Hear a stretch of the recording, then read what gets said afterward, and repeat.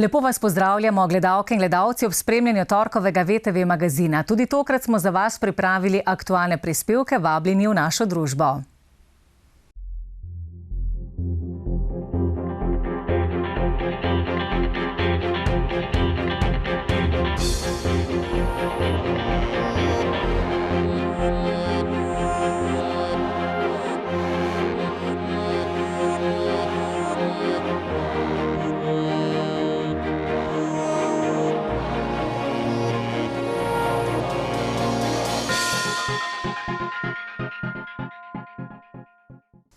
V Mladinskem kulturnem centru Slovenj Gradec so v četrtek predstavili projekt Erasmus in mobilnost mladih v Barceloni, ki je potekala v januarju letošnjega leta. To je bila prva lastna mobilnost, ki se je zgodila v organizaciji Centra za izobraževanje odraslih MOCI Slovenj Gradec. Po pridobljeni akreditaciji zdaj lahko pošiljajo mlade v tujino in od tam gostijo druge. Mi smo se na to mobilnost zelo intenzivno pripravljali, ker kot veste, iti 10 dni z skupino mladostnikov, 14 mladih je bilo in 3 spremljevalci, je v bistvu kar precejšen zalogaj in pa tudi velika odgovornost. In kot sem rekla, priprave so intenzivno potekale kar nekaj mesecev, veliko smo se pogovarjali o obveznostih, o odgovornostih in tudi o posledicah, vkolikor se ne bomo držali teh pravil. In moram reči, da je ta izmenjava res tako lepo potekala, mladi so dobili ogromno znanja, videli smo številne znamenitosti, zgodovinske in kulturne spomenike in vsi smo se vrnili domov res z zelo prijetnimi občutki. In kaj naj rečem, če bi imeli tako skupino udeleženk, kot je bila ta, potem bi šla z njimi res kamorkoli brez strahu, ker je vse res tako lepo potekalo. Naše priprave so v bistvu potekale kar dolgo, že od prejšnjega leta, od oktobra. Imeli smo več predavanj, kjer nam je Jernej, torej sodelavec iz MOCIS-a, predstavil naše partnerske organizacije, direktorja pa tudi Delo v kuliso, ki nas je vodila skozi delavnice. Potem smo tudi splanirali, kaj si hočemo iti ogledati, pa kako bojo potekali v bistvu naši dnevi. Dobili smo urnike. Zadnji teden smo pa še v bistvu imeli tiste čist zadnje priprave, kjer smo pa si merili kovčke, da smo bili pač res čist diher, da bojo šli v letalo, pa da ne bo kakih problemov. Malo smo imeli probleme z transportom prvo do samega letališča, ampak nam je na koncu uspelo. Pa tudi varno smo prispeli v Barcelono. Tam smo pa pač začeli s programom že kar hitro. Pa je bilo tudi ful zanimivo, veliko smo se naučili o karierni poti, pa o trgu dela, o migracijah, o podnebnih spremembah, o IKT-ju, pa pridobili smo ful veščin javnega nastopanja. In ravno zato takšni projekti predstavljajo dodano vrednost v življenju mladih. Izkušnje in spoznanja, ki jih pridobijo na takšen način, so edinstvene in neponovljive. Zagotovo. Mladostniki so imeli vsak dan v dopoldanskem, pa tudi še v del popoldneva, so se te aktivnosti razvlekle, zelo organizirane in tematsko pripravljene delavnice. Delali so na načrtovanju svoje poklicne kariere, spoznavali so orodja pametne inteligence, delali so analize podjetij, skratka, kot da bi bili podjetniki, smo se obnašali oziroma so se obnašali, tako da znanja, ki so jih pridobili, so res neprecenljiva in zelo dobra. In jaz mislim, da jih bodo tudi lahko s pridom uporabili v vsakdanjem življenju. Poleg tega so spoznali tudi cilje in vrednote Evropske unije, kar je seveda tudi zelo pomembna naloga Erasmus projektov. Erasmus pravzaprav omogoča, da lahko v tujino v Evropi pošiljamo ali zaposlene, ali pa seveda zdaj v zadnjih letih tudi udeležence. Tako da ta izkušnja je pravzaprav za nas tudi nekaj posebnega in nova. In pošiljamo v tujino tako starejše naše, ki so člani univerze za 3. življenjsko obdobje, kakor lani, ko smo se odločili, da bomo v tujino poslali naše mlade. Mislim, da je ta izkušnja zelo dobra izkušnja za njih, zato ker prvič gredo v tujino, drugič se srečujejo z drugimi mladimi. Seveda namen je tudi ta, da tam kaj pridobijo, se naučijo, se pravi pridobijo tudi neko znanje.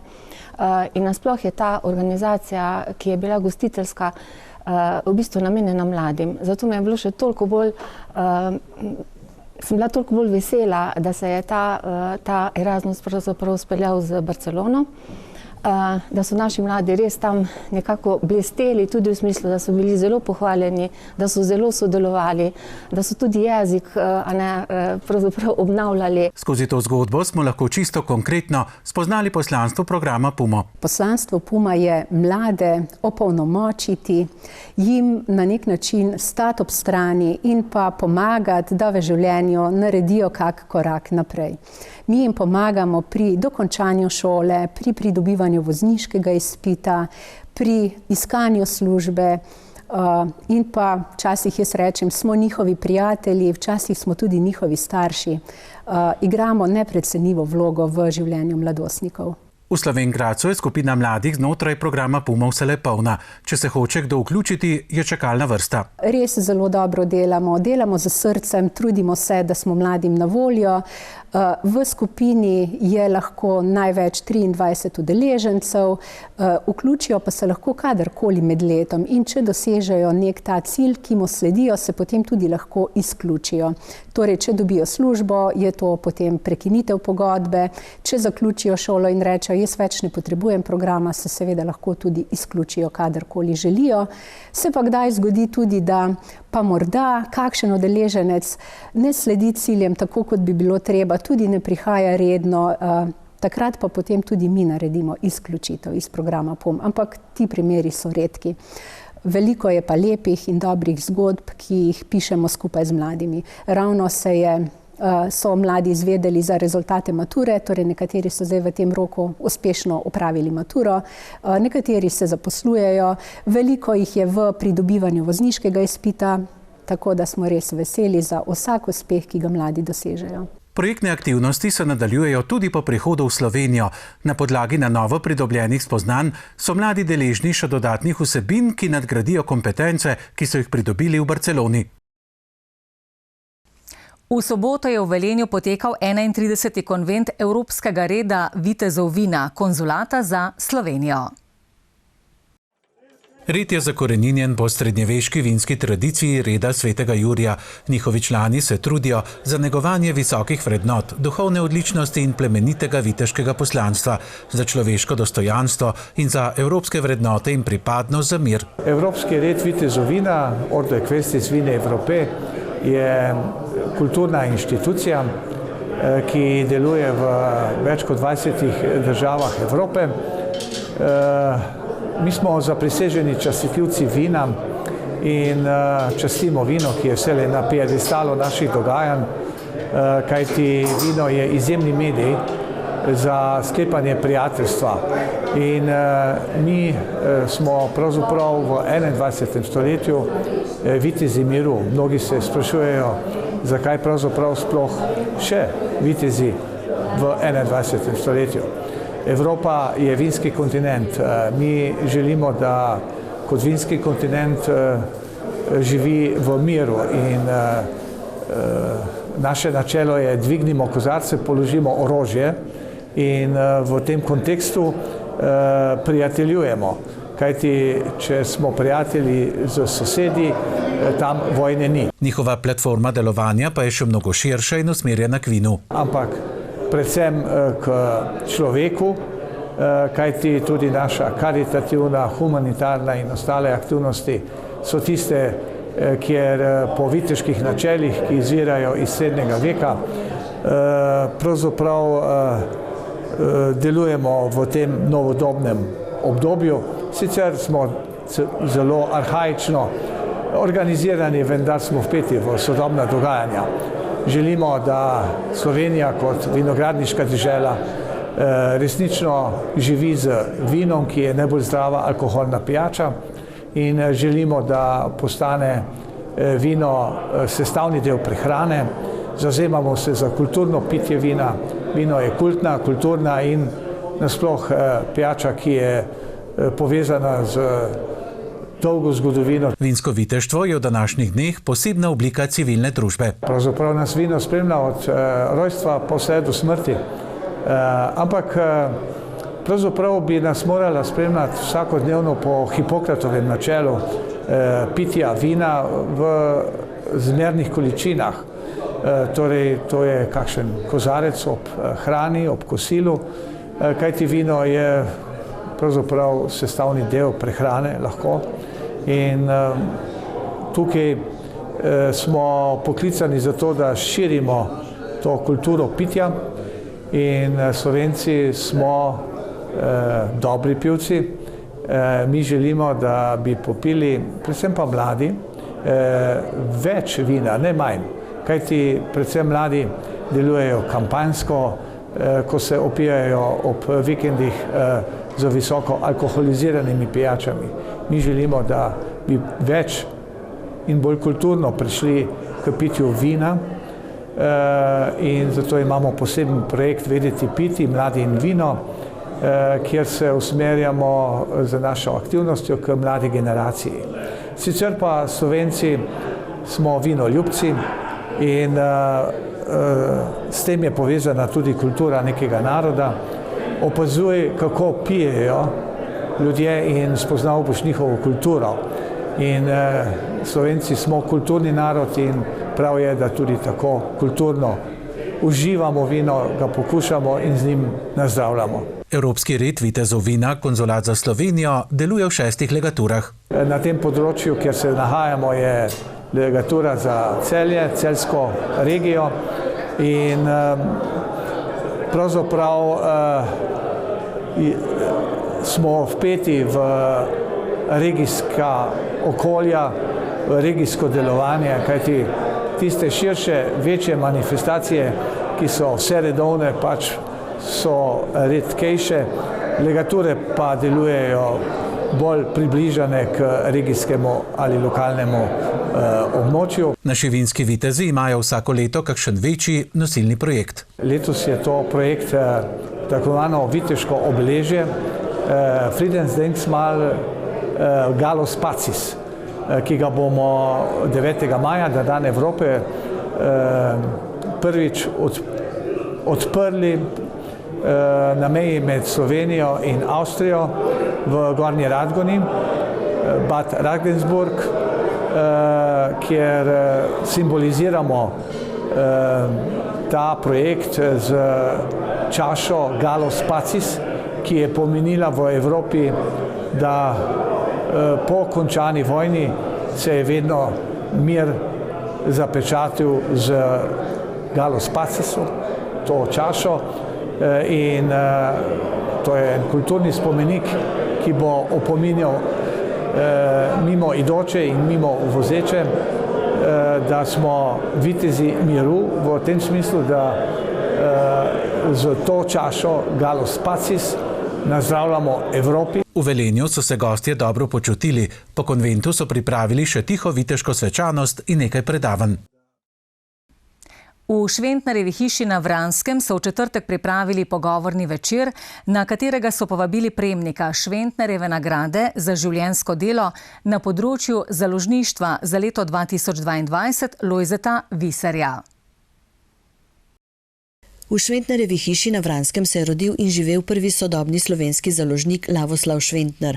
Po njem se imenujejo nagrade, ki jih podeljuje Zbornica knjižnih založnikov in knjigotržcev pri Gospodarski zbornici Slovenije.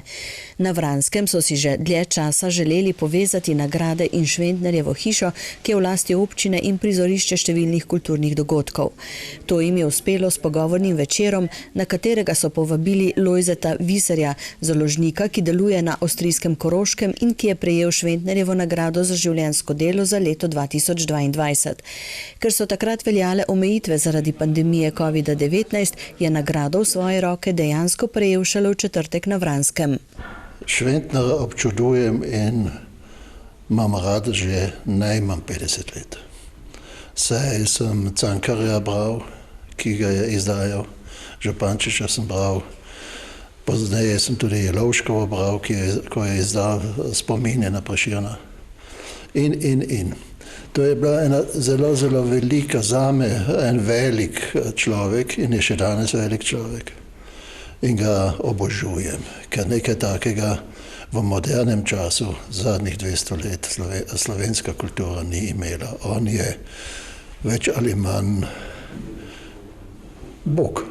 Lojze Vizar je bil rojen leta 1954 v Celovcu in kot je med drugim povedal v pogovoru z literarnim kritikom, piscem, prevajalcem in novinarjem Igorjem Bratožem, so bile pri njih doma vedno nove knjige, ki sta jih starša prodajala, predtem pa so jih prebrali tudi otroci. Po končani gimnaziji v Celovcu se je izobraževal v založništvu v Celovcu in na Dunaju. V letih od leta 1981 do 1986 je vodil založbo Drava v Celovcu. Leta 1987 pa je ustanovil svojo založbo Vizar.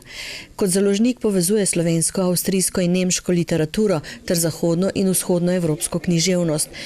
Kot založnik je izdal več kot 1300 knjig in prejel številne nagrade. V utemeljitvi Šventnerjeve nagrade so med drugim zapisali, da je postavil nove standarde za celotno knjižno industrijo in panogo, s svojimi idejami in izumi pa je postal narekovalec trendov v razvoju panoge. In kako je kot založnik izbiral avtorje oziroma tekste? Po lastnem okusu, to, kar sem rad bral. In to, kar sem mislil, da bi morali drugi brati.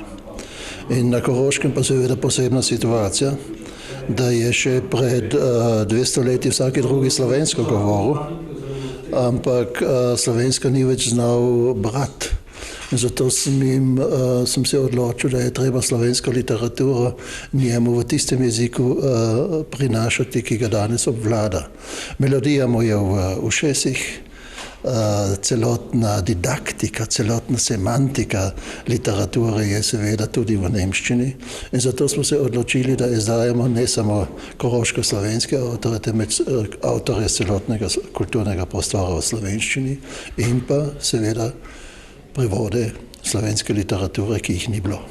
S svojim delom je pokazal smer, v katero bi se morala ali lahko razvijala evropska razprava, kje so nove možnosti za sožitje ljudi, jezikov in kulture. Je tudi avtor ideje o slovenskem kulturnem prostoru. Kaj sam šteje kot največji dosežek? Največ šteje to, da danes slovenska literatura in kultura ni več anonimna. Temveč, da jo poznajo v celotnem nemško govorečem prostoru. In če pomislim na to, kako so me gledali pred več kot 40 leti, ko sem prihajal za Tanta Drojama, pa z drugimi deli, kdo pa je to, kaj pa je to. Danes ni treba meni razlagati, temveč danes se pogovarjamo o dobri literaturi in potem pride vprašanje, odkje pa je. Časi knjigam in literaturi niso najbolj prijazni. Literatura je nekaj univerzalnega. Literatura nikoli ne bo usahnila. Morda bo tako kot na Krasu v kaki dolini se kje včasih zgubila in kot reka pod nikalnicama na drugem mestu spet ven udala, ampak bolj frišna, bolj očistena, bolj čista in veliko bolj jasna v odgovorih na pereča vprašanja. Perečih vprašanj pa je v sodobnem svetu in evropskem prostoru res veliko. V knjižnici Velenje je Borut Pahor predstavil svoj knjižni prvenec z naslovom Zmaga je začetek. Z njim se je pogovarjala Uršula Meni-Dokelj. Pahor nam v knjigi predstavi pripoved podprto z nazornimi, razgibanimi in s praktičnimi primeri iz domačega in mednarodnega družbenega prostora. Namesto uvoda se njegov priročnik za politične in druge začetnike najprej prične s poglavjem o bolnišnici. Bolnica je pomenila nek politični, pa tudi mogoče en osebni prelom v mojem življenju.